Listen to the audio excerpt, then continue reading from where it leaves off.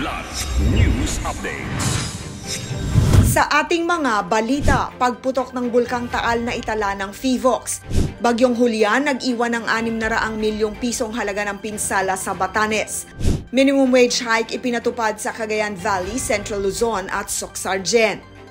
Ako po si Cesar Soriano, kasama ang buong puwersa ng Kidlat News Channel para ihatid ang mga nangungunang balita sa buong kapuluan ngayon.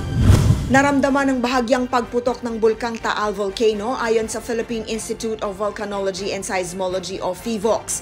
Sa ulat ng FIVOX, nagkaroon ng phreatomagmatic eruption o ang pagputok dulot ng contact ng tubig sa ilalim ng bulkan o sa mainit na magma. Nagbuga rin ng Bulkang Taal ng itim na usok at singaw na umabot sa taas na 2,400 meters. Nananatili namang nakataas ang Alert Level 1 sa naturang bulkan simula pa noong July 11, 2022. Mariing ipinagbabawal pa rin ang pagpasok sa Taal Volcano Island at itinalaga itong permanent danger zone.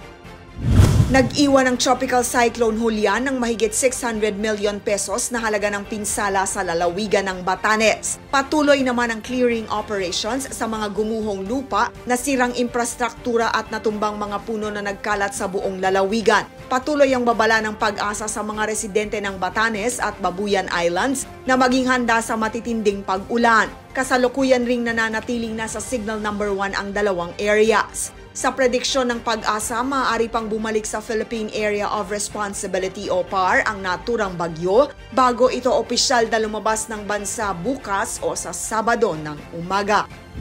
Inaprobahan ng pamahalaan ang minimum wage increases sa Cagayan Valley, Central Luzon at Soc-Sargen ayon sa Department of Labor and Employment o DOLE. Sa report ng DOLE, inaprobahan ng Regional Tripartite Wages and Productivity Board ang 500 peso hike sa buwan ng sweldo ng domestic workers sa Cagayan Valley.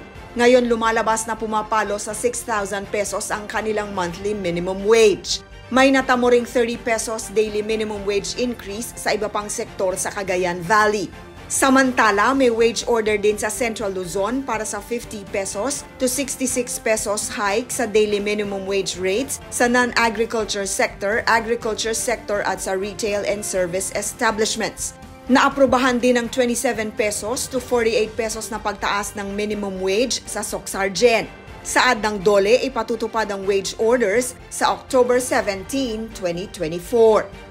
Para sa Kidlat News Updates, ako si Rosalyn Sinchonko, nag-uulat.